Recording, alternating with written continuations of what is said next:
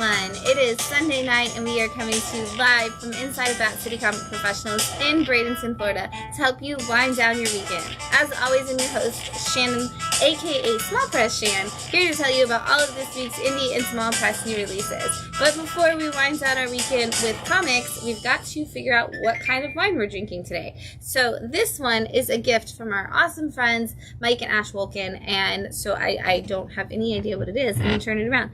It's a Mascota Vineyards. It's a Cab Franc, which I'm very excited. It's an Argentinian Cab Franc. This one says, thank you, it says nothing about the thing. It says, let's see, doesn't say anything, blah, blah, blah. It's from one of the oldest and most prestigious wine regions in Mendoza. This Cab Franc expresses aromas of black fruit with green and red pepper standing out on its spicy nose. Its smooth tannins and lingering finish with smoky and coffee notes are the result of getting aged for 12 months in American and French oak barrels. So that sounds like it's going to be delicious, but we're going to find out. I'm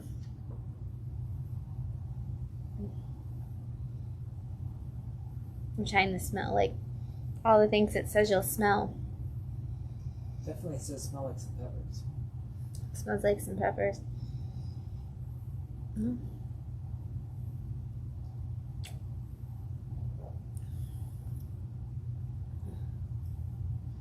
It definitely smells or tastes like the oakiness. Does it smell like what's coffee? That aftertaste? Is it coffee? I don't know what coffee tastes like.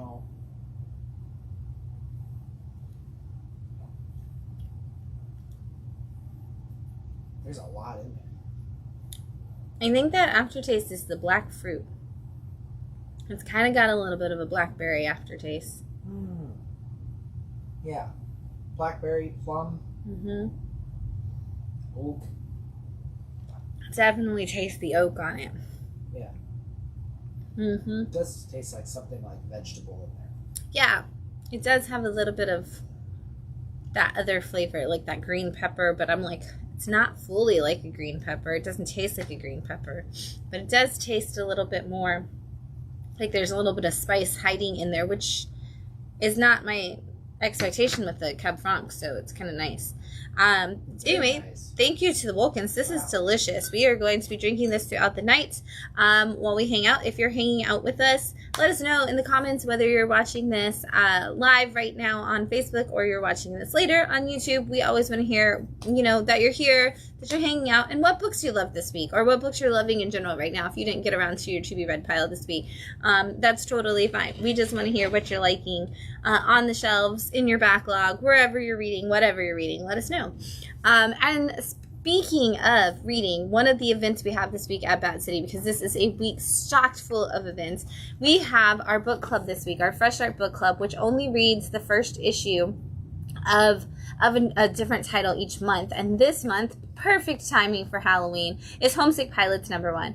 I'm super excited that this is the one the book club's talking about, even though I'm not going to be here, because I love this book so much. I love the art in it. I love the crazy bright colors. I love the characters in it. And this book opens up such a big stream of consciousness of storytelling for a universe that just gets really big. So if you've read it before, if you've never read it, join us this Thursday at 7 p.m. for Fresh Start Book Club here at Bat City. It's going to be a lot of fun. If you're looking to read it, we're just reading issue 1, and issue 1 is only $1 at Bat City, so come and grab it.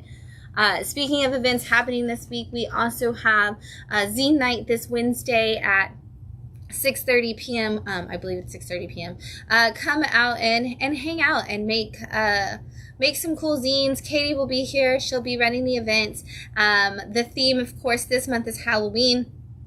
It's going to be awesome. It's going to be great. Last month we had such a great zine night. It was bat themed. We had so much fun. If you came last month and you contributed to the bat zine, we do have copies for people who contributed in case you didn't get one. I know we handed some out during Zine Festival this past local comic shop day on September 27th. So if you were somebody who came and you still haven't gotten it, make sure you check in with Katie when you come, because we do have some printed copies of it. We'll be making a collaborative zine themed around Halloween and all things spooky this week. I said 6:30. I do think it might be 6 now that I said that. Show up at 6. It's fine. Matt's going to check. I think it's... What is it? Is it 6? It's a tap 1. 6. It's 6 o'clock on Wednesday. I had a feeling that was the case. 6 o'clock on Wednesday, Z night. Thursday at 7, Fresh Start Book Club, reading Homesick Pilots #1. And then Saturday at noon, we have our first ever kids art class with Miss Katie. So Katie is going to be teaching kids some basic art things. She's going to teach you how to draw a different item each month and all the steps that go into it and how to just keep adding onto it to make your drawing perfect. She's going to teach you all kinds of different techniques and things that you can add into it, and each month you're going to have a different drawing that you can take home and get excited about. That is for all age kids, you know, all like the little bitties all the way to the teenagers. If you've got somebody who's interested in art and they want to give it a try and get started on it, or if they've been trying it and they need some help along the way to get a little bit better, bring them to Katie's art class noon on Saturday, and just let them have some fun. Completely free, as are all the other events at Bad City, because we're just here to have some fun with you guys. And so that said, we are going to have some fun right now by talking about some comics, because it's not crazy like last week, but there's still some great books that are out this week. And so we're going to kick it off with Something is Killing the Children, issue 44 from Boom Studios. I'm so excited that the little book that could, you know, Something is Killing the Children was supposed to be a small mini, and here we are 44 issues later. And I'm excited because we've gone back in time to when Erica Slaughter is training to become a part of the House of Slaughter. She's learning about those monsters in the woods, things that are coming into towns, killing children, and how she's going to be a fighter, somebody who can go in and stop those things. But we kind of saw all of that when she was already well-founded at the very beginning, and then we saw a bunch of stuff over the last 44 issues that was going on in the House of Slaughter, but we've never really seen a lot of backstory, and this is really great arc because it's been giving us just that. And so we are with Erica as she's with her trainer, and they are in a ski resort where things are getting really dark and scary, and we find out that there's something that has happened there long in the past that may be the very thing that traumatized all of the elders of the House of Slaughter, that Erica's kind of wondered what was wrong with them all this time. What's really cool is because this is in the past, we get to see Aaron, and we're seeing some of Aaron's connections to the House of Slaughter and kind of some of the secret inner workings of the way they kept information from each other and from the people who needed to know about things and just how things were hidden. This issue definitely brings some tension up and some big important questions about what is going on at the House of Slaughter and what actually happened at this ski resort years ago. And Erica is going to find herself right in the middle of it, and I'm hoping that we're going to finally get some big answers to what's been going on inside the House of Slaughter. We've got Kaya, issue 30 from Image Comics. Talk about a book I'm excited to see still going. If you haven't jumped in, Kaya is the story of a young girl who thought she was supposed to be the chosen one for her village, only to find out that it was her younger brother. And it kind of left her in a spot where she was trying to figure out what her role would be, and she ended up becoming the defender of her brother. And after the destruction of her village, they have been traveling for 30 issues to a place where her brother should be trained in his magic in order to be this chosen one who can save the day. They've recently teamed up with a trickster god who has been trying to push Kaya out of the way, and we haven't really understood why. And they've led them on this quest to kind of save some enslaved people from a prison area where they're being forced to work. And in the last issue, that release of those people didn't go the way they thought it was going to be, and Kaya's little brother Jin, our chosen one, has kind of lost himself in the anger and the aggression of the fact that he didn't exactly get to free the people the way he wanted. What I love about this issue is it is balancing between Kaya trying to pull Jin out of this anger and this lostness that he's in, and herself trying to remember all the reasons why she was always the one that Jin went to, and how she was always able to quiet Jin and keep him safe. And it's a really great story of siblings, but it's also just a really great fantasy adventure. Salmon Switch, Case Files, issue 18. This is from Image Comics and your Spawn universe. This has felt like completely removed from the Spawn verse, as we've been reading it, as we've just kind of been dealing with Sam and Twitch, who are police officers who have always had each other's back. And in recent times, a lot of things have gone down. And in this series, Twitch has found himself kicked out of the police force, or put on leave from the police force for firing his weapon and causing the death of a civilian, or at least that's what we're told to believe. However, we as readers know that that's not necessarily the case as it may be. And Sam has been doing the work and all the detective legwork to figure out what exactly is going on, and figured out that there's a corrupt company called NGRI that has been working on some really mysterious things, traumatizing some people, taking people off the streets and just doing experiments on them. And in this issue, it kind of all comes to a head. And we do see how, if you aren't familiar with the Spawn universe, you do get to see a lot of how that really is going to come into play. We also get to see how this ties into all the other stories that are currently coming out of the Spawnverse, and the fact that there is something that Todd and his team of Spawn writers and artists have been building towards with this, and we're definitely going to see that come in this, issue 19 of Sam and Twitch, but also in the Spawnverse in general very soon. Rockefellers, issue 9 from Image Comics and the Ghost Machine universe. I love this story. I think this is one of the most perfect stories to give anybody from the age of 12 all the way to adulthood, because there's so much in it that's action packed, but that never really goes so far that kids can't participate in reading it, especially those preteens and teenagers. But this is the story of a family that in the future was a part of creating something that was supposed to help save the world. It was going to help us get past diseases and injuries and live forever. And our main dad of our family has decided he does not want to be a part of that. There's no safety in it. It's going to lead to some bad things. And he ends up taking his family on the run. They go back in time, and that time that they come to is our time. And we've never really seen what it is that led him to do that and all of the fights in it. In the first arc, we were kind of just they're here, and it was family hijinks. This arc has really shown us exactly what they were working on research-wise, why it was dangerous, and what it is that made him really think hey, I've got to get myself and my family out of here. And this issue specifically shows that turning point where they're there is no way we can keep doing this. And it just ups the intensity level for the Rockefellers every issue. And it just keeps getting more and more action-packed and yet emotionally driven all at the same time. It's a great story. You should definitely be checking it out. Rook Exodus, issue 7, also from Image Comics and the Ghost Machine universe. And this is the return of Rook. This has been on a break for a while. One of the big things is that Ghost Machine, doesn't want to give us books that aren't ready to go. And so they'll take those breaks and give their creators that chance to really flesh out stories. And so we're starting the new arc of Rook for the first time. And if you haven't read it, they do give you a nice little recap amongst the story, so you're not just getting exposition all at once. But basically, the world was starting to see a lot of problems happen on Earth. A corporation was hey, we've built a new place. We're going to take people out to it. You can get hired on to come work there. And they brought on a bunch of people to work on this planet to be able to talk to animals and be able to work with different things. And so they were called, these animal guardians essentially were brought in, and they were given this power to speak to the animals of different kinds. And when that planet was corrupted and damaged and was about to be destroyed, they took out all of the paying customers and all the people who came to live there, but they left all the workers and told them, we'll come back for you.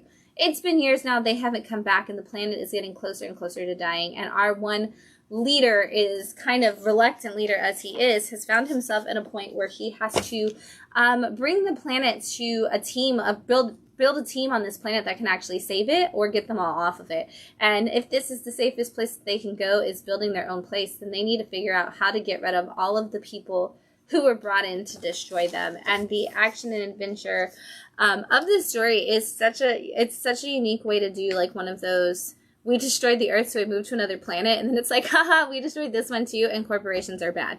And what happens afterwards? And this is a great what happens afterwards kind of situation. Pinapocalypse has found its end from Massive Comics. Sad to see this one go, but hopefully we'll get another volume at some point. But this is issue 6 of Pinapocalypse. If you didn't read it, this was basically a little satirical 1950s kind of story about a girl who's your classic debutante. It's her birthday. She's so excited to get the most beautiful dress and all the fashion-friendly clothes that she could find, only to find out that while she was in there trying on clothes, a zombie outbreak breaks out, and the only person other than her that seems to be able to survive in this situation is the girl from the wrong side of the tracks, Roxy, who she's never really gotten along with, but suddenly they are drawn to each other, and they must make it through this. We've had aliens, we've had zombies, we've had all kinds of things, and now we are getting the attack of the 50-foot Foxy coming in here to save the day and see what's going to happen between that. This is such a cute story. It's so much fun. It gives you all of the excitement you could imagine from kind of one of those like just B movies, but yet in the best way possible. This is one of those where you would watch it over and over again and it would just become one of your favorite films. But now it can be one of your favorite comics. You'll laugh, you'll cry, you'll miss the characters when they say goodbye, but you should definitely read all 6 issues because it's so good. And hopefully a trade will come out. Fingers crossed, Massive. Give us a trade. We've got Arcbound, issue 6 from Dark Horse. This is actually like the brainchild of one Tom Hardy, aka Venom, and it's being worked on by Scott Snyder and Frank Thierry, which is such a crazy team. But this is the story of a man who works for essentially the government, and what they're doing is they send these people out to different planets where they say, oh, there's a rebellion happening and we need to get these people back in line. Well, what he learns as he's going out to those different planets is that there isn't actually any uprising or rebellions, and that they're just trying to get these resources for themselves, and they're just taking people down and enslaving them for no reason. And he ends up standing up against that in opposition, and it gets him put on their watch list, kicked out, and just kind of blacklisted for life, left for dead kind of situation. And in this story, he has been fighting his way back to take out all of the people who came after him and also bring some justice to the world. And in this issue, we actually see him have to face down against the very people who used to be his partners in his team and learn some of the really dark secrets that he thought he knew, but he actually even didn't know how far and how bad this actually got. And now he's got to make some big choices in order to save himself, his team, and anybody else going along for the ride with them. And maybe some surprise special guest. We've got Life, issue 6 from Distillery. This is really cool because I've never had a flip book that was this big, so this actually has 2 stories in it. And this is the story of a planet where essentially we have been putting prisoners for years, and like we send them out into space and make them live out here. And it's like this is where the worst of the worst go.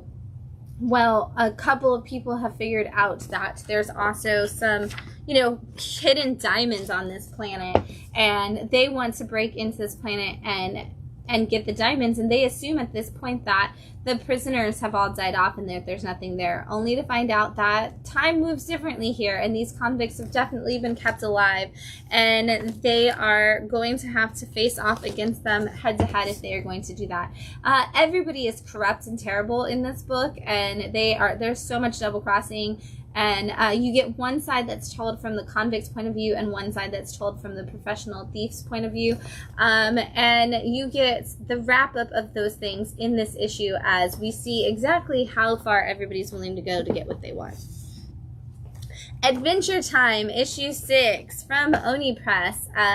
This is living in its own kind of situational Adventure Time where we're getting kind of like a side quest, possibly just like a completely different story. And in this, Finn and Jake have been trying to find Billy and a special book that is going to teach them how to be adventurers so that they can save everything that's going on. Well, they're at odds with each other at this point because Finn doesn't believe that Jake or anybody thinks that he can be a hero, and so he is left on his own, and he has found the creature and potentially and the book that he's supposed to be searching for, but he has been corrupted in the process of doing it, and now he has lost it. He's kind of a zombie. The only person who knows that he is this possessed terrible creature is Marceline, who's got to lead them back to find some help.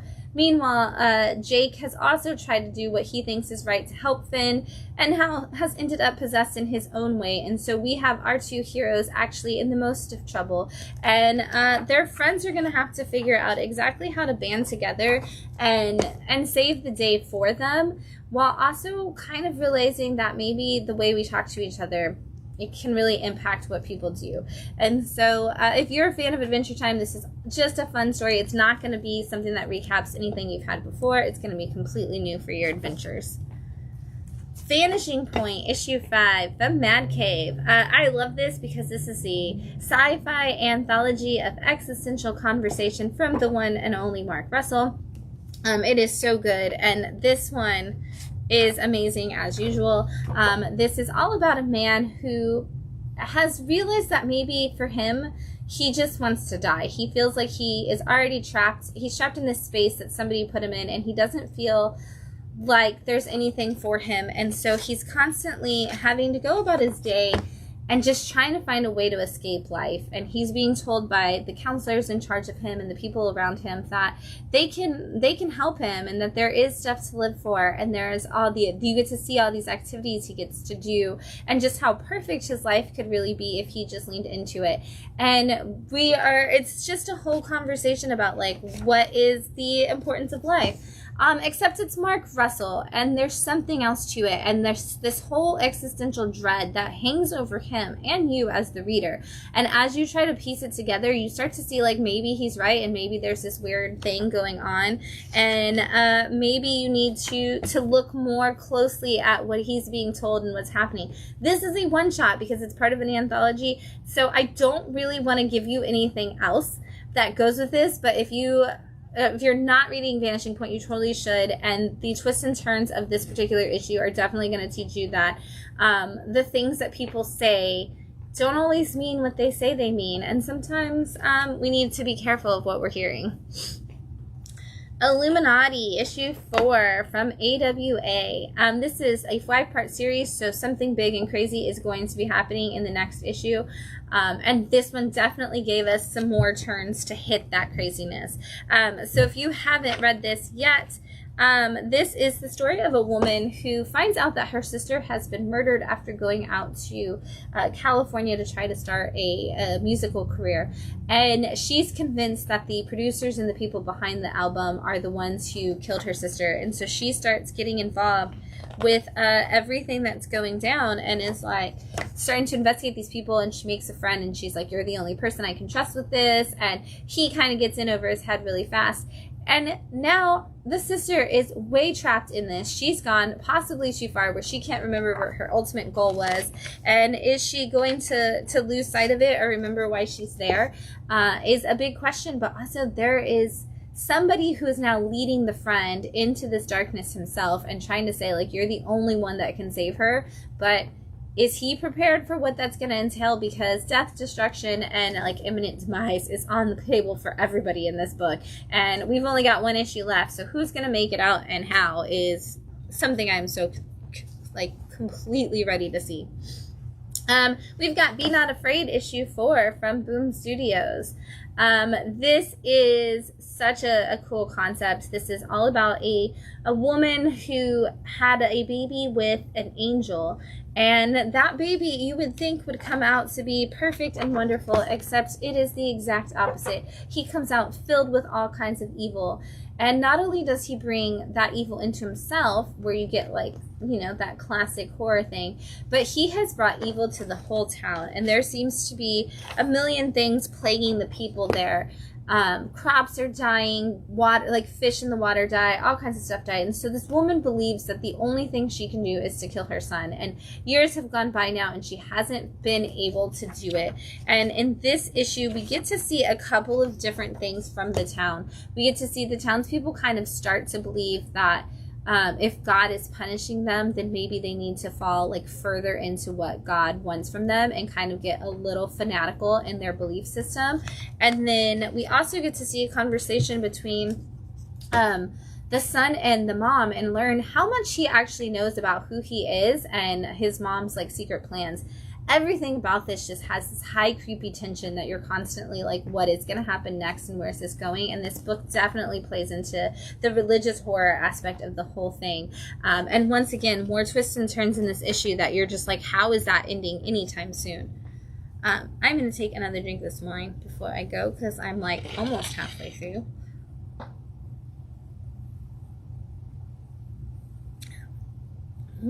Oh my gosh, there's so much in there. Oh, I definitely taste the, like, crisp, like, vegetable-y thing that you were talking about now. Green peppers. Yeah, it's green peppers. That's weird, but in a good way. Yeah, it works. Yeah, like, it's like when you take a bite of a green pepper and you get that crisp, like taste to it. Yeah. Mm-hmm.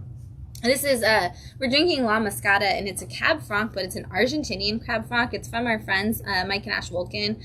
If you've been around Bad City, you've probably seen them. Mike is the burger master and the hot dog griller who comes out for all of our events and, you know, a lot of our events and makes snacks for everybody. And Ash has been running our zine booths, our collaborative zine booth during our big events. And so you've probably met them around. We're so thankful for this wine, but especially because I have no idea what it's going to taste like the next time I take a drink. Every drink has tasted different. Yeah, it's very good. It's Cab Franc, and it's also Argentinian, so I assume that it's probably part Malbec. I would assume that it has some, but it doesn't say that it doesn't all, but there is a big chunk of Cab Francs that are grown in Argentina.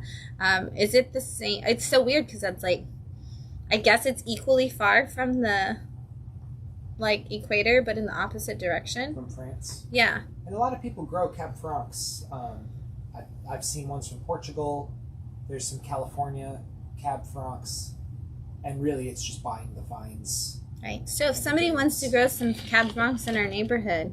And we actually could. The land here in Florida is Zone 10, which is perfect for Franc. Right, limestoney. Yeah. All right. Well, I'm just saying, grow some Cab Franc, people. We've got Big Rig, issue 3 from Vault Comics. This is Post Malone's comic, and this book surprises me every issue, which is always a double issue. But basically, this is about a guy who goes by Trucker because he's got a giant big rig, but he's actually like a guy who's traveled throughout time and is just...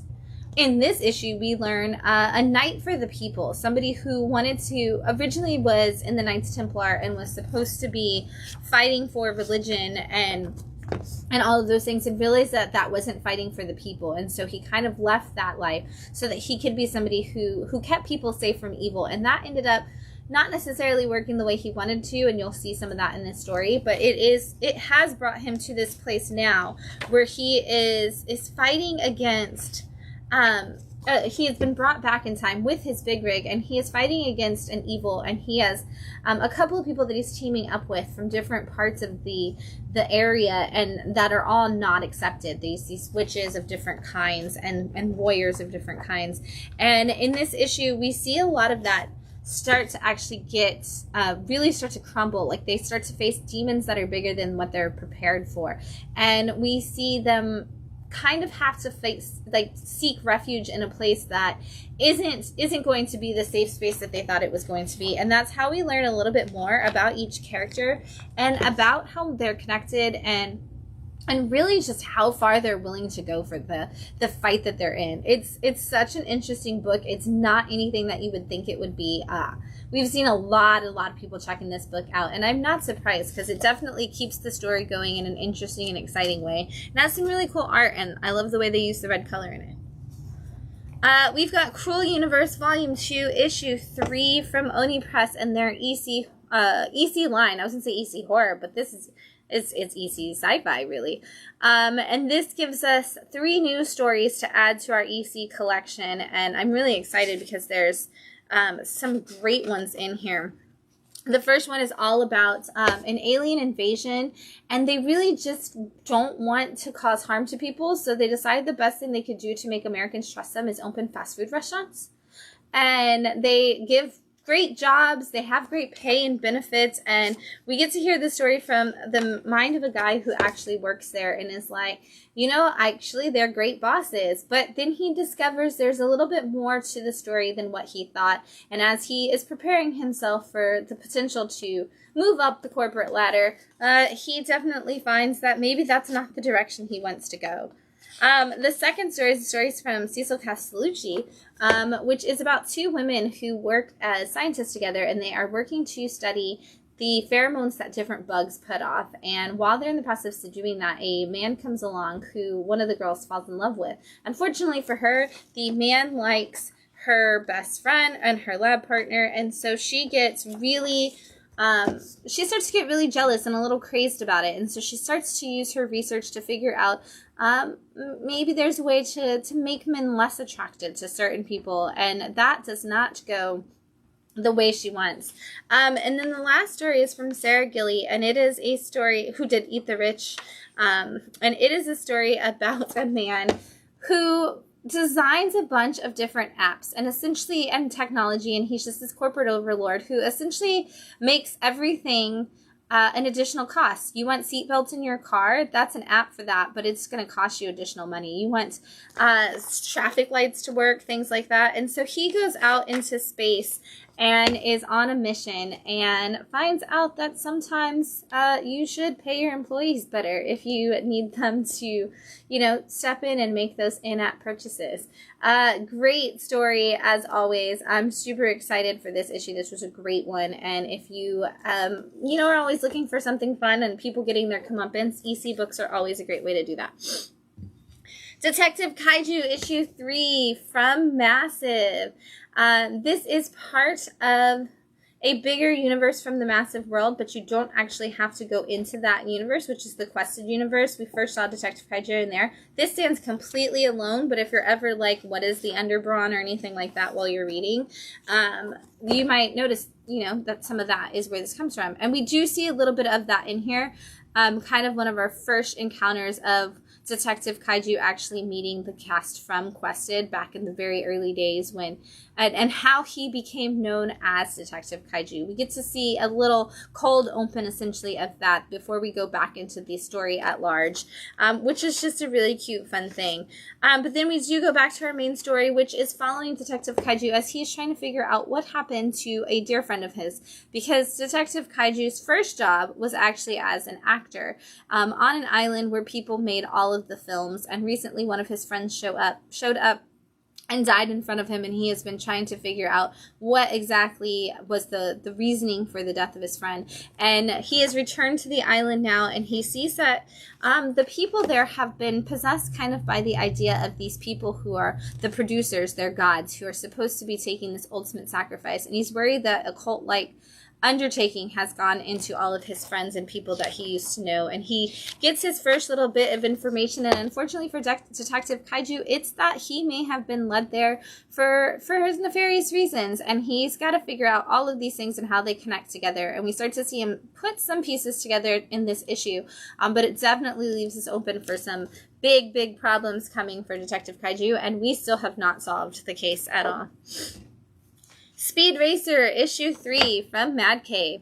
The heart and love that is going into the universe of Speed Racer that Mad Cave and David Pepose and Mark Russell are building is just so good. It really makes me want to watch like every episode of Speed Racer, and maybe even rewatch that Emile Hirsch movie, because there's just so much in here. And if you haven't jumped in yet, we're only 3 issues in, so now's a great time to do that. But basically, in this series, Speed is a young boy who, as he's growing up, watches his older brother be a race car driver and really wants to do the same. But his father kind of, after something tragic happens to his brother, his father kind of pulls them out of it and is like, we're not a racing family anymore. Well, because of things that his brother got into, the dad ends up getting attacked by some bad guys, and Speed feels like the only way that he'll ever be able to afford the hospital bills for his dad as quickly as he needs to is to jump into racing himself. And we have seen Speed get into a couple of races and do okay, but now he's gonna need some money for qualifying for the next round. And in this issue, Racer X, the mysterious racer that nobody can stop, tells Speed if he beats him in a race, he will actually fund Speed for the next few rounds of qualifiers. And Speed takes the challenge, and none of it goes the way either of them planned. But again, the heart and soul of this series has just been so strong, and it's such a good story. You've got to read it, and you should definitely read Racer X too. They're both fantastic books, and they work so well as companion stories to each other. You should just read the whole universe. Rebel Moon Nemesis, issue 3 from Titan Comics. This is based in the universe of Zack Snyder's Rebel Moon, but it is not one of the stories, you don't have to have seen the movie to read this one. Gail Simone is writing this, and it's kind of just a Ronin story of a girl seeking revenge.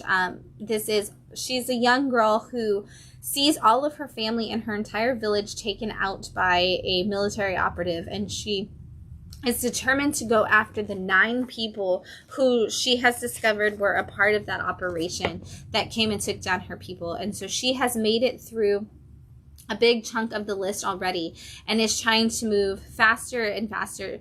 And now she's the only way to kind of lure the other people out is to actually let them know that somebody is coming for them. Meanwhile, at the same time, the person who's actually in charge of the mission is moving up the ranks in the world of military operations and is kind of finding themselves first time ever hearing about this person and the fact that they're coming after them. And so these two paths are slowly crossing. We're seeing 2 women essentially have very different lifestyles and yet have so much of the same, feeling like they're kind of lost and tethered to things that shouldn't be controlling them. And so it's really great to see how Gail is bringing these 2 characters together and paralleling their stories and yet giving us this ultimate vengeance story at the same time. VR Troopers issue 3 from Boom Studios and Hasbro. If you're a fan of Power Rangers, you're probably a fan of VR Troopers, but this is a great book for all of those who may not have watched VR Troopers and want to have some more Power Ranger-like experiences in their life, or maybe if you did. And this is following along with the Troopers as a mysterious person has shown up and is able to jump into one of our Troopers' uniforms, and they're nobody should be able to morph into your suit except for you, unless, of course, maybe they had the same DNA. And that kind of leads us on the what happened. You've been an orphan for so long. How could you, your parents are dead. How could they be involved? Is there some other person that's in your family you don't know about?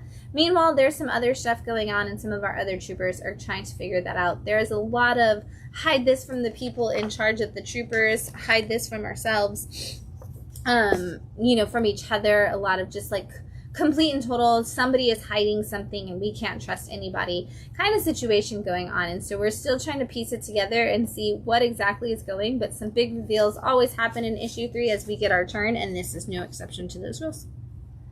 Monster High, House Hunter, issue 3, House Haunter, I should say, issue 3 from IDW.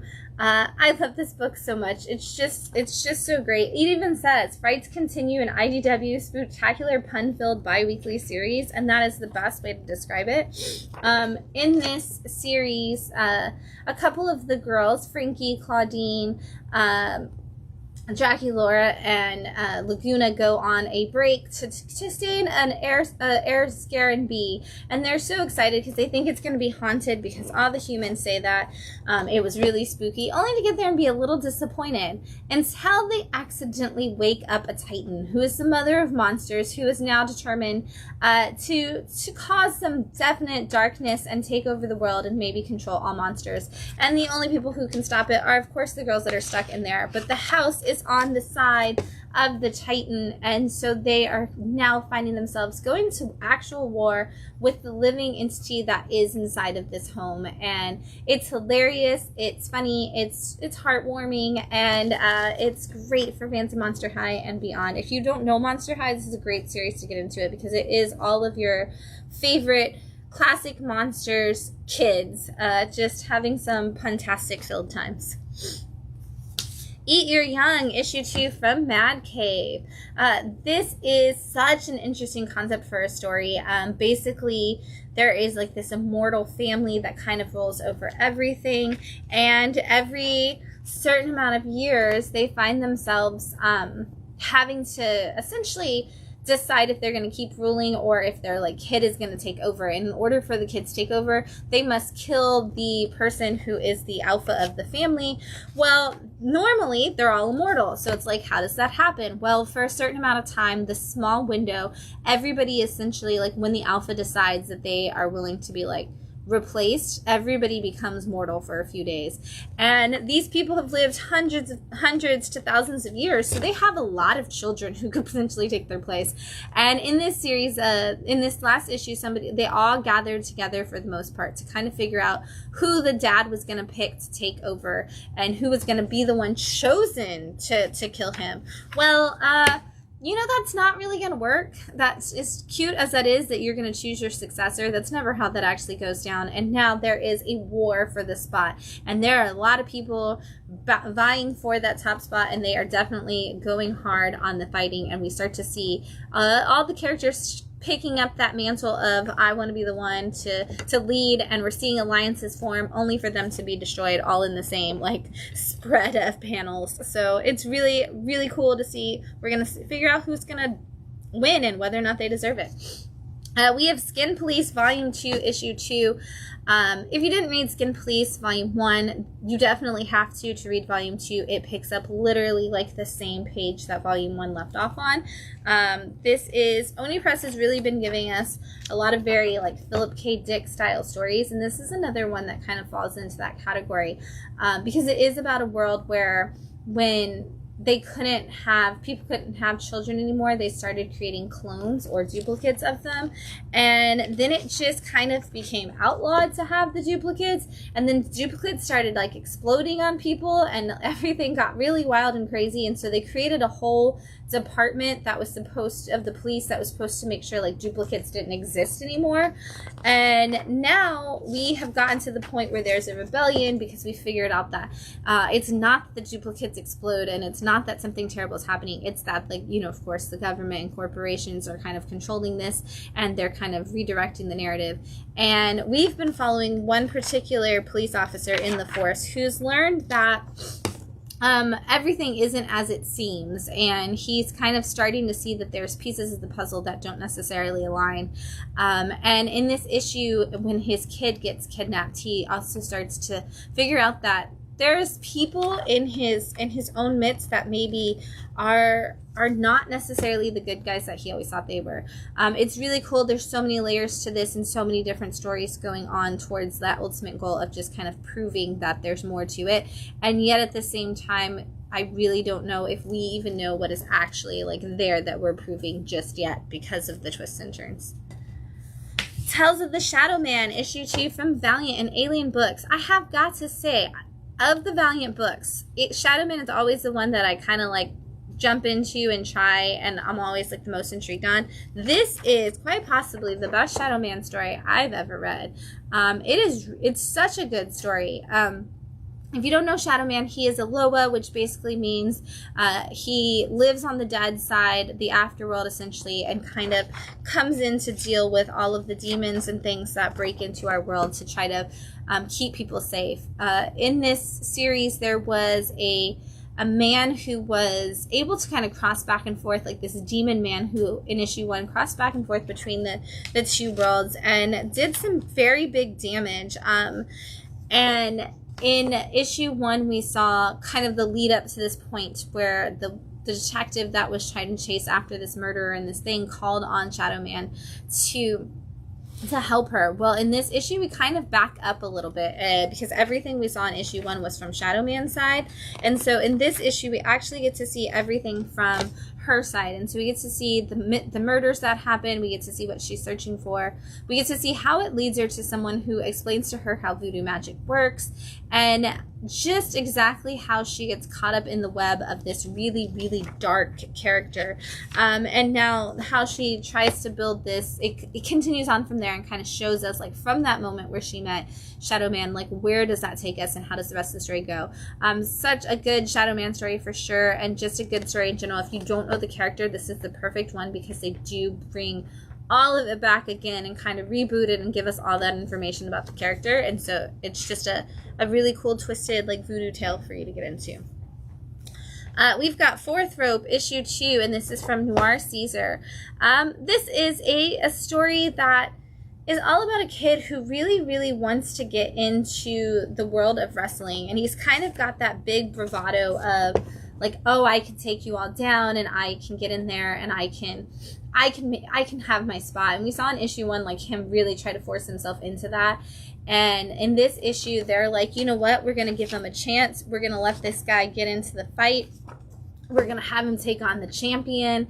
And it doesn't go the way he thinks it's going to go because, like, in this world, we know, like, oh, it's all scripted and it's all planned out. But in the Fourth Rope world, he doesn't seem to be in on the information. And so when he gets teamed up against by a bunch of other people, he's in need of some help, and whether or not he's actually going to get that place in the ring and even survive at this point is something we're gonna see as this case of really exciting trying to break into wrestling hopefully works out.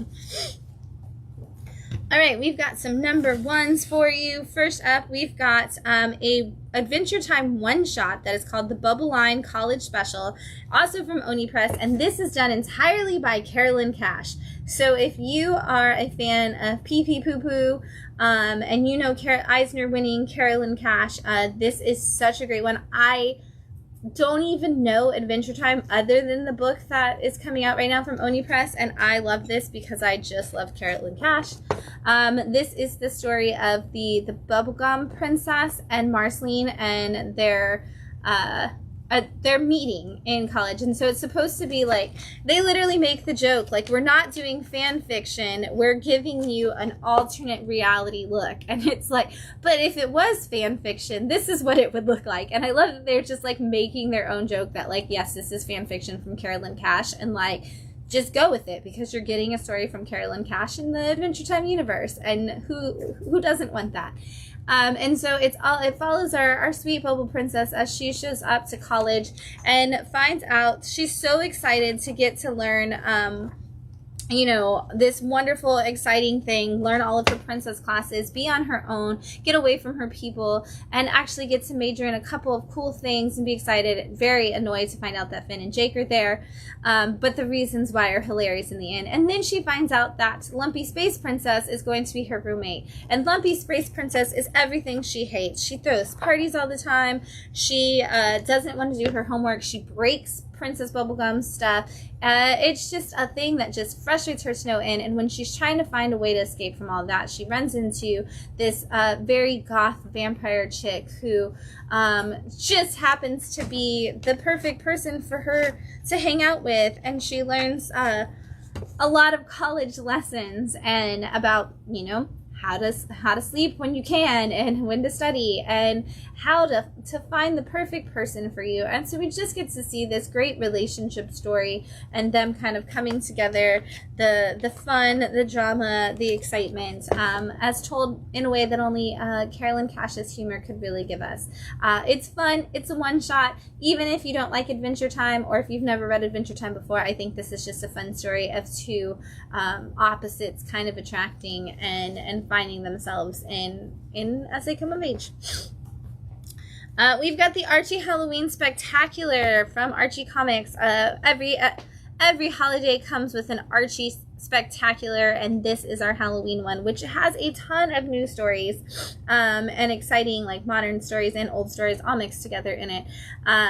The first one in here is all about Dilton trying to impress a girl, and who just happens to be a member of the Southside Serpent, and he's like, oh, I have this cool thing that I created that can turn people into monsters, and they decide that they're going to use it on the Archie gang, only for it to backfire.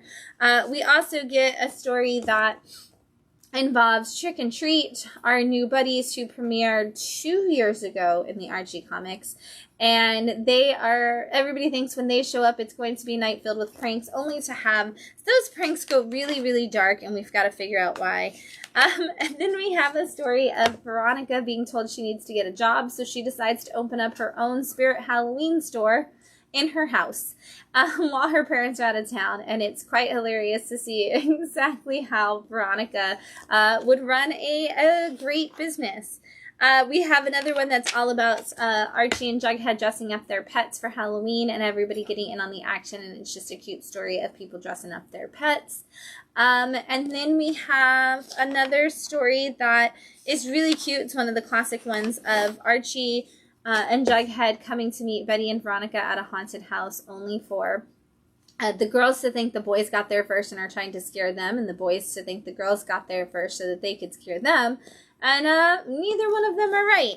And then our last story of the thing is Jughead tries to get a film crew to prank Archie with a ghost, but Archie is let in on the gag before he can get there, only to, everybody gets some big surprises. It's a lot of stories in this one. It's 30 pages of brand new stuff, old stuff, all kinds of fun. You definitely don't want to miss your Halloween Archie Spectacular. Good devils don't play fair with evil. This is a one-shot from Image Comics, and this is going to give you a couple different stories. It says it's a 60-page love letter, and they sealed it with a fist. And it's got, like I said, a couple of different stories in here about different things, and all kind of about like fighting for your space. The first story is called Good Devils, and it's actually out of, I believe it's a manga. And it follows along as these two girls, where one of them kind of becomes good and the other one kind of becomes evil. And the way they get to both of those places is really good. But they do have to have this like ultimate square down, because they're the only ones who could really fight each other when it comes time for it. And then since it's an anthology show, then there's one called Fight Like Hell. And it's all about this guy who really wants to be like the Earth's greatest fighter, and when he's in this big battle, this big boxing match, it doesn't go the way he thinks it's going to go, and he ends up on the other side, and he thinks he can take down some of the biggest fighters on that side, and he's just like absolutely determined to just go after the ultimate fighter in the history of the other side, the long history of the world. And it is not a good fight, and it's not necessarily a fair fight either on either side. And he kind of learns the importance of what you're fighting for. And then there's a thing that's like a multiple part story, and it's kind of like we get every single issue. And it's about a boy who finds out that there's something wrong with his mom, and he is determined to figure out a way to fix it. But he unfortunately is connected to a big gang family, and he's like a gang organization, I guess I should say. And while he's trying to steal some money and some supplies to help his mom, he accidentally ends up attacking the wrong person, which puts a lot of heat on the organization. And now he goes to them looking for some assistance, only to have kind of ruined his chances of anybody helping him. And we get to see all of the pieces of it kind of play out in the 4 different issues that are back there. This is, if you are enjoying the art in like Absolute Batman, this is Nick Dragotta on this book for all the art. So this is a great way to see like some of the things Nick Dragotta comes up with like in an independent fashion.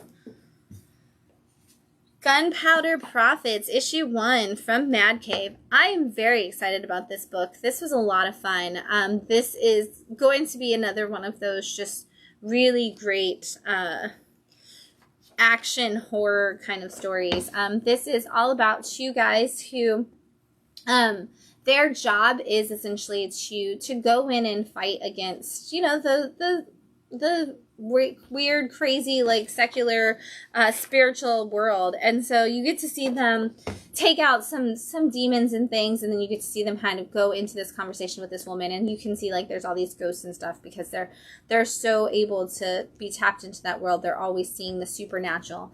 And when they're in this meeting, they learn from this woman that they need to go and save her daughter. Basically, her husband has become the leader of a cult that is focused on the occult, and she's worried that her child who's had this perfect life is going to be the perfect sacrifice. And so they are brought into the situation to kind of try to do that. And usually in these situations, they find that it's an easy in and out job. But this one is not the case. And as they get there, things are more than what they seem. They don't really know how to fight like the fire that is being thrown at them. And they may be awakening some bigger demons and they're ready to fight. But I do already love the kid. She is definitely going to be the fan favorite character with her sassy attitude. And if you didn't check it out, again, it's issue 1, so jump in now. We've got Toxie Team Up issue 4 from Ahoy Comics. Only one Toxie Team Up left to go after this. I'm so sad, but so happy because I'm ready for that one. But this is Toxie teaming up with one of Ahoy's longest running properties, which is the Wrong Earth world, and specifically Dragonfly Man, our hero from Wrong Earth. And at the beginning of this issue, we see that Dragonfly Man's sidekick is going to go out of town, and he's kind of sad to be on his own and, you know, just doesn't really want to let his little buddy go. Meanwhile, Toxie himself is told that the trains are starting to move toxic waste again, and he's like, we cannot have this happen. This cannot be, I cannot let this happen again. This was terrible. I've got to do something about it. And while he tries to stop the trains, he ends up accidentally unveiling something on the train that causes him to go into a fit of rage, which leaves him connected to Dragonfly Man, who kind of has to save him from that rage fit, and puts them on a team up that's going to help them fight against the King Rembrandt, this painting obsessed villain from the Wrong Earth world. And the two of them go on an epic quest with Toxie getting to be somebody's sidekick and Dragonfly Man not feeling like he's so alone. This is the most like superhero team up-y one out of all of them, and yet still has all that wonderful heart that you expect from both Toxic Avenger and Wrong Earth, honestly, at this point. And so, great story, great adventure. As always, the Toxie team-ups are just a blast. We've got a new Panic book out this week. We've got Savager. I just love touching Panic books. We've got Savager issue 1. It's so smooth and soft and like it's like velvet, but I don't know. It's amazing. This is Panic is a new publisher. They've dropped a couple of titles like Tama and Black Diamond. And now we have a new one from them, and I want to see how many years. It's 100 years after an invasion. And the world has gotten, I want to show you like the world. The world has been kind of like destroyed and overgrown, and monstrous creatures are kind of everywhere in this world. And we have to figure out exactly how we're going to deal with that situation.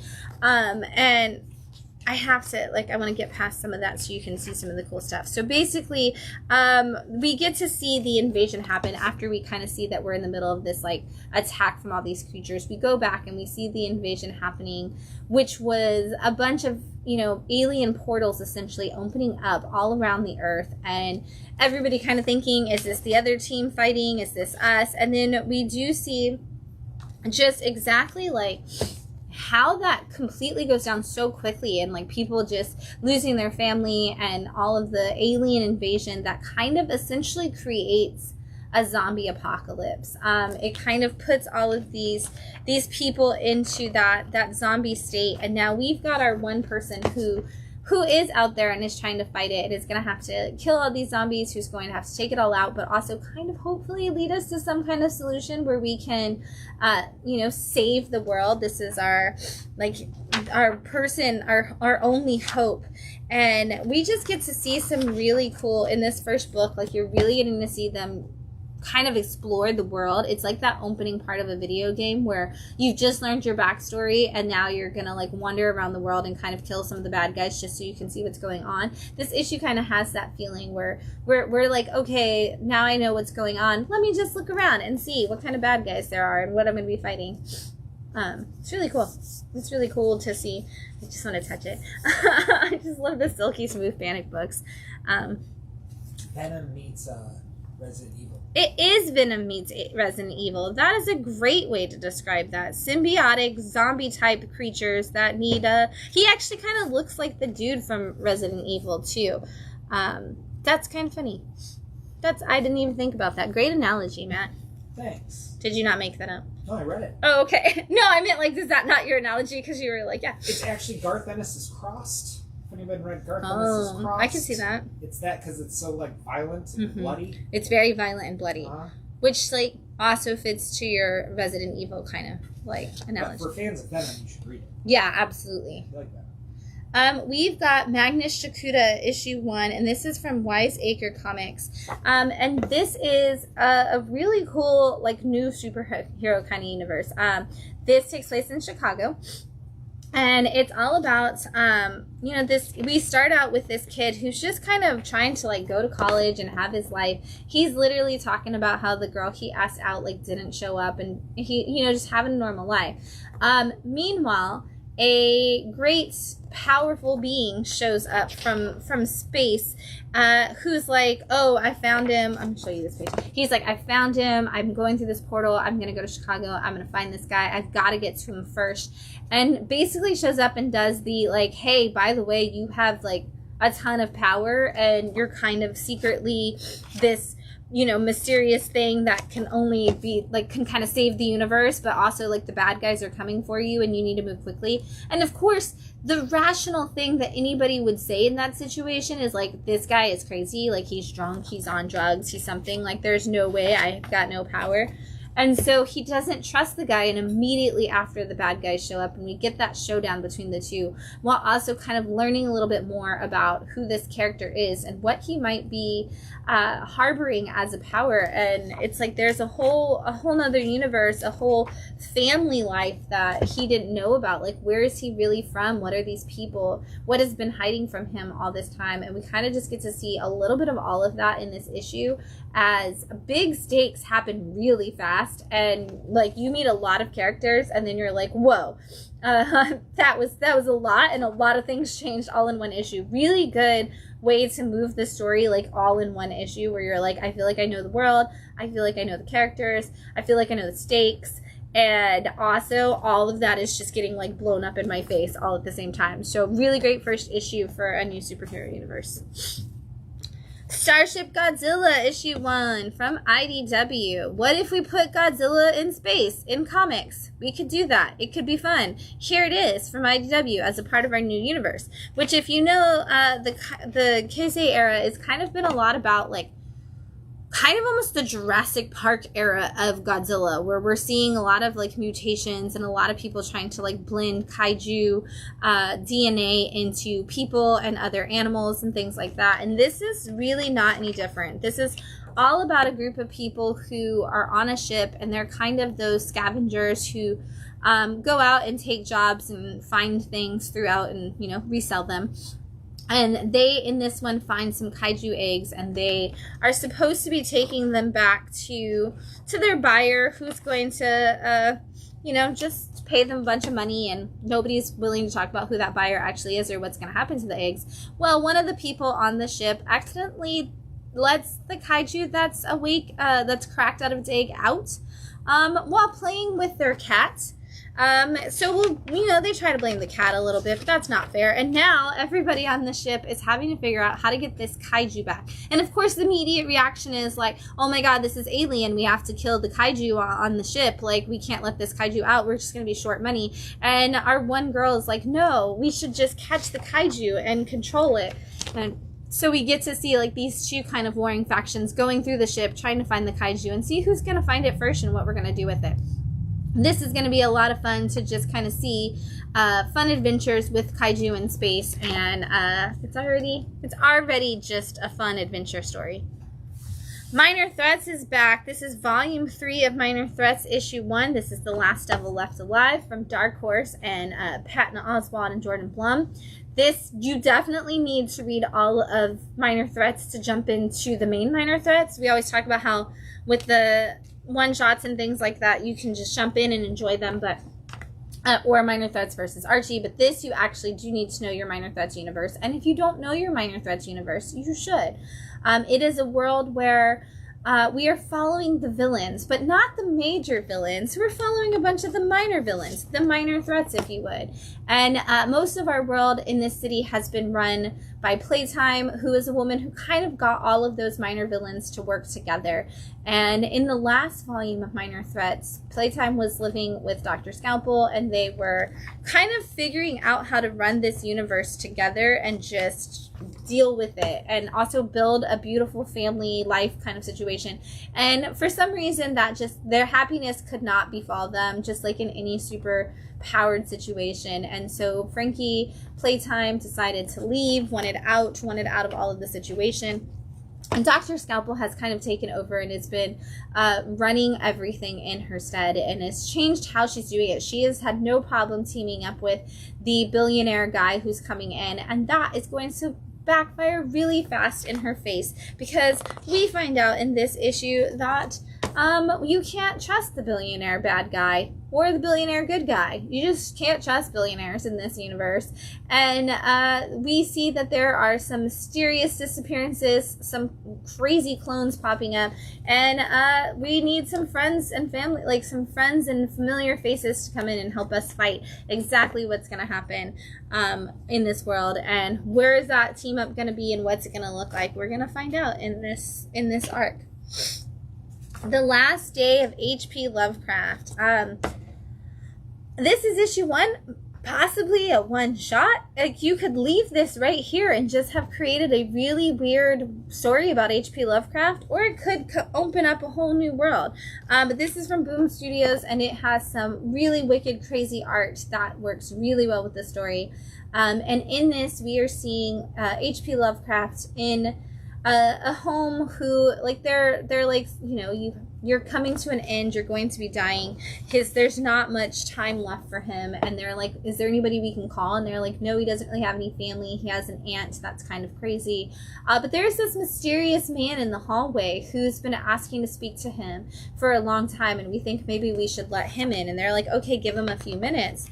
And this mysterious guy comes in and reveals to him that there's a lot of things that have come to happen that may have come from H.P. Lovecraft's imagination and mind, and maybe he has the power to make things real. And he's like, I need you to write one more story, and I need you to make something happen, and to further what is happening in this, like, maybe futuristic time, maybe alternate timeline. And so we're kind of like led on all these weird twists and turns of this story. And that's why I'm like, you could leave this as a one shot and it would be wild and crazy, and I would always wonder what happened. But you could be turning into a really big story of what's going to happen with H.P. Lovecraft and the worlds that he's created. But I'm also really curious if any of the things, because like they talk about like some of the books that Lovecraft had where he kind of made up some stuff and then it actually did like come to fruition, and I'm wondering how much of that actually is partially like connected to actual real world. All right, we've got Kill All Immortals, issue 1 from Dark Horse. This is volume 2 of Kill All Immortals, and I'm thinking you should probably read volume 1 if you want to get into volume 2, which there are trade paperbacks of. This is kind of picking up after the events of volume 1, which if you didn't read, this follows essentially the Norse gods. It is an immortal group of members of a family from the Norse mythology. They're not necessarily gods, they're just immortal beings, but they've kind of been worshipped as gods for forever. And in volume 1, Frey, who is decided that she doesn't want to be a part of the family, because she wants to just do good in the world, and she's not into the fact that they run their family like a mob boss family. And so she has moved on and is doing charity work, and that all gets exposed in a really terrible way, and all bad things happen in the first volume, and all of the siblings try to kill each other. They've kind of made amends with that based off of things that ended the first volume of the story, and I won't tell you what that was. But now there are new people that are coming to play, a new section of immortals who maybe has been seen by God as gods by their people, and so now these are immortals, our family. They find themselves in grave danger as their immortality is questionable compared to those of all the other immortals that still exist. And now we got to kill some more immortals. We've got a Department of Truth issue 0 from Image Comics. This is not a prequel. You hear 0 issue and you think like, oh, this is going to go back to before anything happened in Department of Truth. It doesn't necessarily do that. However, it does also kind of give you a jumping in point for Department of Truth if you are wanting to get into things that are happening. It kind of just connects all the pieces from all the different parts of Department of Truth so far. But if you don't know Department of Truth, there is a secret department of the government whose job it is to make sure that if enough people start believing in conspiracy theory, it becomes true. This department of the government's job is to make sure that does not happen. This issue takes us back to 2016 when a bunch of people started to believe that something terribly wrong was happening at pizza places. And it is based on real scandals, always in this book with things that happen in real life. And we kind of see this person who gets arrested for decisions that they made based on conspiracies they saw on the internet. And now in this issue, they have brought that person, now in the now of this issue, they have brought that person back and they are explaining to them everything that happens. But instead of doing what we've seen with everybody else in Department of Truth, where they're like, hey, conspiracy theories become reality and we have to stop to make it not happen, they're like, that's what they want you to believe. But in reality, all those things are happening, and it's our job to recorrect America and bring it to a point where it should be. And those people were trying to stop it, and that's why we've taken over the Department of Truth and all the other branches of the governments, and we're going to set them on the right path. And we want you to be a part of that because you believe the truth and you understand it. And we see not only all of that and the new people that are like taking hold of the Department of Truth, but we see the people who have been in the Department of Truth, the people that should be standing against it and not standing up and saying things, not doing that, and kind of seeing some of the reasons why they think they're not doing it. Like I said, it kind of brings Department of Truth to catch up to all the pieces of the puzzles of the story that have happened in Department of Truth so far, but it also, Department of Truth has always been kind of reflective of where things are like in crazy conspiracy theories and stuff in the real world, and so they're kind of just catching up to some of those in real life too. But if you are reading Department of Truth, you definitely need this issue. A lot of people were like, oh, do I need it if I'm already caught up because it's a 0 issue, so I know what's happening. Yes, you definitely need this issue, and again, it's crazy. What did Scott Snyder do? That's a good question. So Scott Snyder might have written this issue. Anthony Pizza in the comments says Snyder's story is such an interesting addition to the story. My bad. Yes, because there is a backup story. Totally forgot. There is a backup story that kind of shows you, and that was, it's going to talk about just the connection to the people. This is putting it all together. I guess it's part of why I didn't talk about it, because it kind of, like Anthony says, it's a great addition to the lore, but it does actually put some things into perspective for characters that have existed, and lets us know. Also, one of the things James Tynion really likes to do is kind of define the monsters in his world. And Scott Snyder gets the chance to actually define the different kind of creatures that exist in those conspiracy theories and what we could expect. And the thing that we see, if you've been reading this newest arc, we saw Marilyn Monroe in the arc previously to this one. We've seen things like Bigfoot. We've seen things like different characters. In this, we see another iconic person, Americana iconography kind of situation come into that story. And yes, Scott Snyder definitely nailed it with that entire thing. Thank you for reminding me, Anthony, that there was a backup story. I'm going to take another drink before I do picks of the week.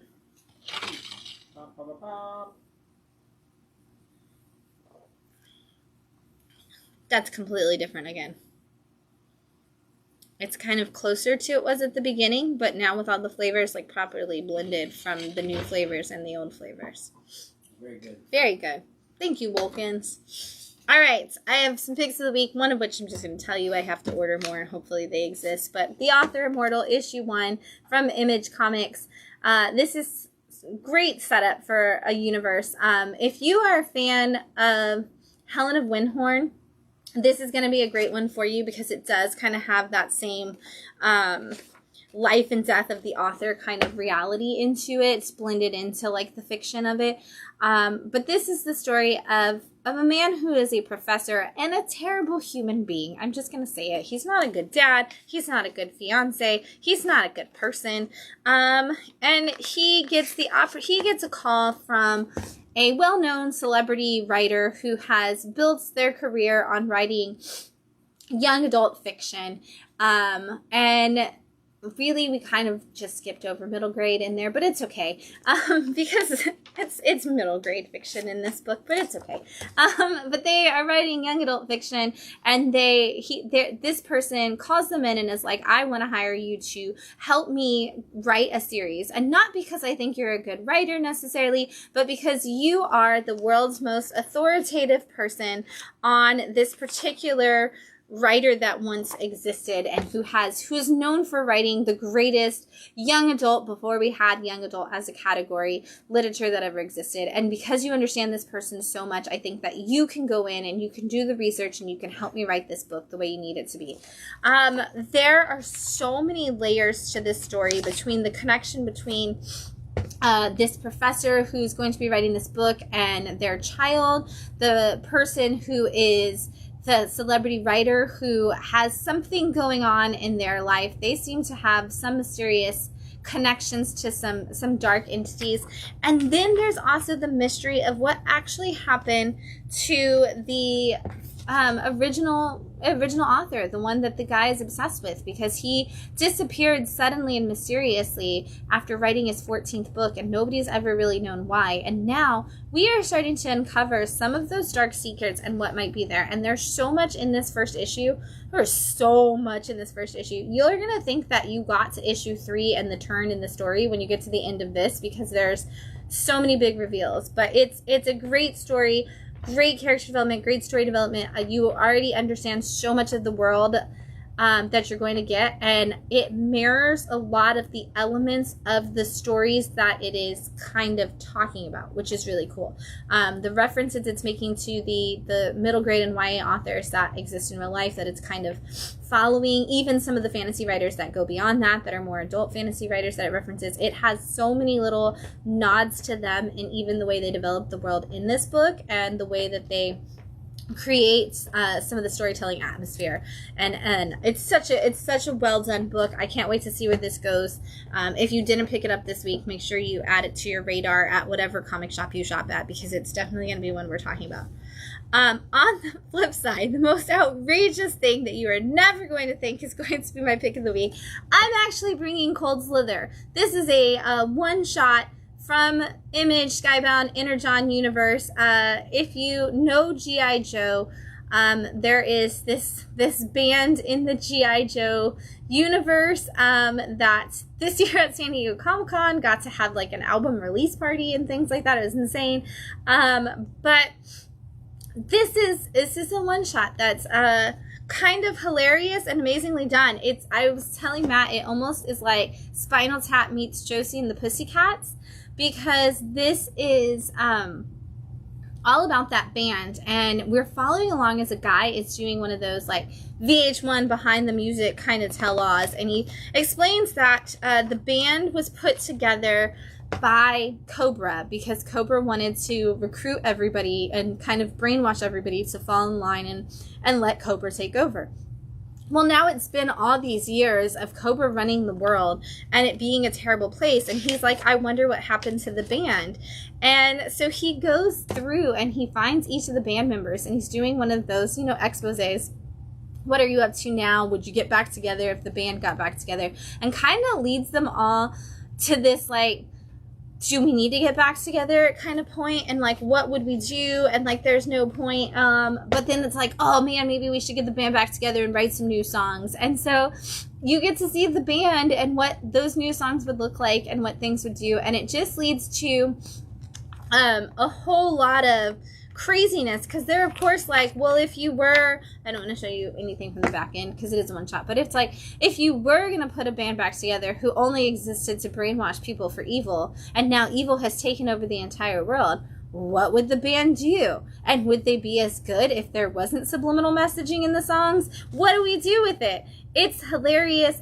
It's so, like, again, it's so cheesy, like Josie and the Pussycats. It's, the band members are like literally like the Spinal Tap guys. They're big hair metal band guys who nothing that they do makes sense. Like, one of the guy has become a dojo leader at a martial arts place, and this mom comes up and is like, hey, I don't understand. My son did all of the training and for his next level up on his belts. And he like turns to the camera guy and he's like, see, I run a community center here. I help these kids learn how to protect themselves and how to fight for themselves. And it's just all about the kids. And the mom's like, well, why didn't he get his upgrade on his belt for the next level? And he's like, oh, see, because you're on the basic package. You can't upgrade unless you pay another $79.99. And like the mom walks away and he's like, see, community.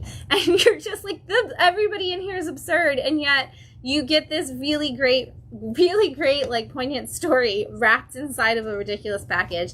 Everybody who's looking for a laugh, but also just like a great topical book, read Cold Slither. And you can actually check out Cold Slither and buy Cold Slither merch and things if you're interested through this QR code on the back of the book. And they're all streaming on Apple Music. And they're streaming on Apple Music, so you can check it out. And this is like the guys that are actually in the band on the back, so, which includes Andy Selway, the drummer of KMFDM.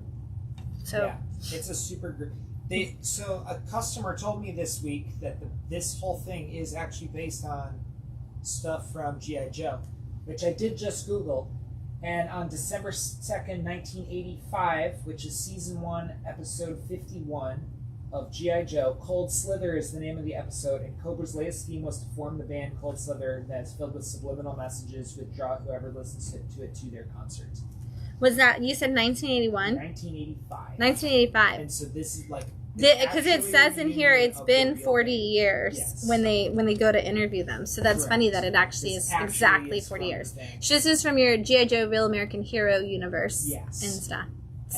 So G.I. Joe fans, very excited. Yes. I was surprised. I honestly, this is one of those books that I was like, I'm going to read it. I don't read G.I. Joe Real American Hero. I read your Energon G.I. Joe, but I was like, I'll read it, like, because they were at San Diego Comic-Con and it was funny and I wanted to know what it was. And then I was like, is this one of my favorite books of the week? I think it is, because Josie and the Pussycats is one of my favorite movies, and this is like that for hair metal bands. But also, again, like, let's do something hilarious and also make a point. And so good. Modernized it in a great way by doing it the way they did, too. And then last pick of the week is Roots of Madness #1 from Ignition Press. I'm so excited about this book. This is one of those where when I read it, I always have like a stack of like the books I read, the books that might be picks, and then like, I don't even need to contest this. This is like, I don't even need to contest this. I am so excited. It does have Leticia Cadenisi on art, which if you've been reading House of Slaughter, or not House of Slaughter, The Girl Walks Into a Bar, backup story. This Leticia has been doing a lot of the Slaughterverse stuff that Deladera doesn't do because they do have such a matching art style. So you do get kind of that, which fits perfectly into this. But this starts in, I want to get the year right, 1890 in Chicago. And it's following a mother and daughter, and the mother is the town witch, and she owns the place where you go to get your salves and your potions and things that can help you, your creams, all of that. And she tells the daughter, like, there's a book that their family has had, and in that book, for generations of essentially witches, and they have been putting all of their recipes down, and they've been figuring out everything that they've found out about certain mixtures and things. And it's kind of the witch's cookbook. And I have a really big love for generational witches cookbooks, and it's so fascinating to see. And the mom keeps telling her, like, you're not ready, and the girl's like, let me see, maybe I can help you find stuff. And the mom just never gives her that chance. And so the daughter ends up growing up and going to university to learn science, and she's sent to the science academy by her parents. And while she's there, she decides she's going to study everything there is to know about chemistry and essentially alchemy in that same sense, because she wants to use it for whatever it is that her mom isn't telling her, this secrets that her family cannot solve, and she wants to be the first person in her family to solve it. Well, after her mom passes away, she starts her own business, and she's kind of living in the city, and she's running a business, and she's that is, you know, the apothecary, the place where you go for all of those alternative treatments. And while she's there, her dad comes in and is like, I found your mom's book. I think you need to have it. I think it's time for you. I think you're ready, because I found it randomly, and I wouldn't have found it if it wasn't time. And at the same time, a mysterious woman comes in and offers some alternate thoughts to her mind that kind of put her on a different train of thought, and leaves her kind of doubting a lot of the things she learned from her mom, but also wondering if maybe this is her chance to actually be the person her mom wanted her to be. This is opening up a very, very big world that's going to have a lot of that generational curse versus like generational magic strength. It's going to have a lot of like secret societies. It's going to have a lot of community building, and it's going to have some really cool magic embedded in all of it. I'm so excited for this book. Stephanie Williams is just crushing it in storytelling. I love to see Leticia's art on this, and it's gonna be so good, and I can't wait to see where it goes. So definitely, if you didn't pick up Roots of Madness this week, add all Ignition books to your pull list, because so far they're just crushing it, and you're gonna wanna stay with them, because they've got some big things planned for sure. All right, that's the books I have for you this week. I am gonna fly through everything else that came out and just kind of tell you what you may have missed out on. White Tiger was reborn with issue 1 from Marvel. We've got Resident Alien, the Book of Changes, issue 2 from Dark Horse. Masters of the Universe, one shot about Andra from Dark Horse. Cheetah and Cheshire robbed the Justice League, issue 3. We've got a second print of that Black Cat #1, which you're not going to want to miss, because that story has just been a lot of fun. We've got the Absolute Evil one shot, Absolute Green Lantern issue 7. We've got Absolute, that's not the right one. We had Absolute Superman number, I think it was 12, but I think I'm out of it. We've got Batman #2, the new Matt Fraction Batman, out this week. If you haven't jumped into that series, issue 1 second prints are coming soon. We've got Batman Gotham by Gaslight, A League for Justice, issue 3. Birds of Prey, issue 26. Love to see Birds of Prey getting up that high with this new team. Red Hulk, issue 9. Still telling us that One World Under Doom story. We've got the Justice League, the Omega Act special. This is your prelude to DC KO. So if you're excited for DC KO that's coming out this week, this is your prelude for that. And so you want to make sure you grab that Justice League special. We've got Poison Ivy, issue 37, Spider-Girl, issue 4, Gunslinger, Spawn 47, and Rat City, issue 18. The Adventures of Superman is back with Book of L, and we are on issue 2 of that. X-Men The Undertow, which is just a one-shot in the X-Men universe. And here it is, everybody who's waiting. We are kicking it off. It has started now. Age of Revelation is here with your overture. This is going to give you everything you need to know about X-Men Revelation, including your pickup sheet in the back, so you know which books you need to make sure you're getting for that new X-Men event that is coming your way. And this is going to be your X-Men titles for a hot minute, so make sure you've got these on your pull list at your local comic shop. It's in the back of the book to get you started. We had Ultimate Wolverine #10, Venom hit issue 250, which is also the return of Venom, because we've been doing the all-new Venom story, and it hasn't been the regular Venom proper title. We are now back to Venom proper. Ultimate X-Men issue 20, Amazing Spider-Man issue 13. I did read this, but it's just pinups. This is Horror Comics Black and White, and this is the Halloween, and this is actually just really wicked cool art of like awesome Halloween terrifying images. So if you're just looking for some cool art to inspire you, maybe something to make put around your house on your coffee table for the Halloween series, that's definitely a good one.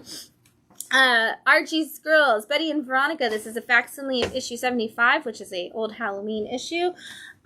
We've got some graphic novels in stock. We've got Over Easy, which is this is John and Cordelie book. This is a fast-paced account of diner drugs in California in the 1970s and all the crazy things that go with that. Always a fun story, and the whole thing is done in that like mint green art color, so really cool color palette for the story. We've got Smiley Day. This is from the Critical Role Critical Role world. And so this is your robot from Critical Role giving you some happy, fun, exciting information to just make your day a little bit better. We've got Kraken. This is a graphic novel out from Titan Comics. It's supernatural 1930s. Courageous adventurer Kraken returns from a 3-year journey in a nightmare dimension to stop a mystical Nazi invasion before darkness consumes the world. Hyde Street has got its first trade. This is issues 1 through 7 of Hyde Street. This will get you caught up to the, closer to where we are right now in the story and let you know all of that amazing stuff about that Ghost Machine title. One of my favorite Ghost Machine books. You definitely want to grab these trades if you haven't started it. Predator versus Spider-Man. We've got the full archaic story for you right here, or at least where we are so far. I feel like we could have more archaic. I feel like we couldn't possibly be done. But that is from Ahoy. It was really good, great fantasy story. Behemoth from Dark Horse, all about a giant monster attack and people ending up in the belly of the beast. We've got Two-Face. This is going to be issues 1 through 6 of that Two-Face run that just ended. We've got a Spider-Man Noir, Hard-Boiled Origins. So this is going to give you your origins for Spider-Man Noir. It collects Spider-Man Noir 1 through 4, Spider-Man Noir, Eyes Without a Face 1 through 4, Edge of Spider-Verse 1, Spider-Geddon, Spider-Man Noir, the video comic, and material from Spider-Verse Team Up. So this is going to give you all the things you need to know about Spider-Man Noir, which is important because, of course, Spider-Man Noir #1 launched this week. We've got a new printing of the Lexicon of Comic-Con. This is... For people who want to be cartoonists, this is a great, hilarious way to learn a bunch of different things that you need to know. It is like a how to draw book, but with a lot of humor. And so, but it does give you those classic art styles. This is originally Mort Walker and a lot of so you're going to see a lot of Beetle Bailey and things like that in this book because it does come from the legendary creator, Mort Walker, who did Beetle Bailey. So you're going to see a lot of that, and it's absolutely fun. I love this. Look, you got some Dagwood in there. So if you're interested in how to do comic strip kind of things and learn about those cartoonings, this is a great book for that. We've got Do Admit. This is the Mitford Sisters and Me, and this is a massive book from John and Quarterly that has some of the biggest recommendations on the back. But this is a biography of the Mitford Sisters, and it says even if you don't know anything about these infamous Mitford sisters, you're going to learn a lot and have a lot of fun with the charm and joy of this story. It looks so cool. Look at that. Look at that art. I'm really excited to check this one out, but it looks like it's going to be some really great storytelling. And then, speaking of new editions and new printings, 4 Kids Walk Into a Bank is back in print, which is really, really good because this Matthew Rosenberg and Tyler Boss the masterpiece of a great story is actually getting turned into a movie soon. And so this is going to get you caught up if you need to do that. It's dark, it's funny, it's got lots of robberies. I love the description. 11-year-old Paige and her friends like to do normal kid stuff, play D&D, eat pizza, ride bikes, and rob banks. This book is all about that. Great. One of the first times, I believe, that Tyler Boss and Matthew Rosenberg ever teamed up. And they've gone on many a time since then to do just that. And this is definitely the manifesto of them teaming up. That's all I've got for you this week. Don't forget, coming up on Wednesday at 6 o'clock is zine night. Come out, make your spooky, scary skeleton, Halloween-themed zines. Be a part of our collaborative zine. Katie will be here. She'll have all the supplies for you, but feel free to bring some of your favorite Halloween materials that you might want to cut up and turn into something cool. And then on Thursday, we have Fresh Start Book Club. We are reading issue 1 of Homesick Pilots. $1 issues are available at the store. If you've never read this book, you absolutely need to. Such a great book for the Halloween season. And then on Saturday, if you have little ones, bring them out for 12 p.m. Katie is teaching her kids art class. It's free. It's fun. Kids get to learn how to draw something unique and cool. Probably also going to be a little Halloween themed. That's all we've got going on this week. Don't forget Wednesday is New Comic Book Day, and there's going to be a lot of tons and tons of great books coming out this week, including that DCKO. We'll see you there. Happy reading, everyone. Bye.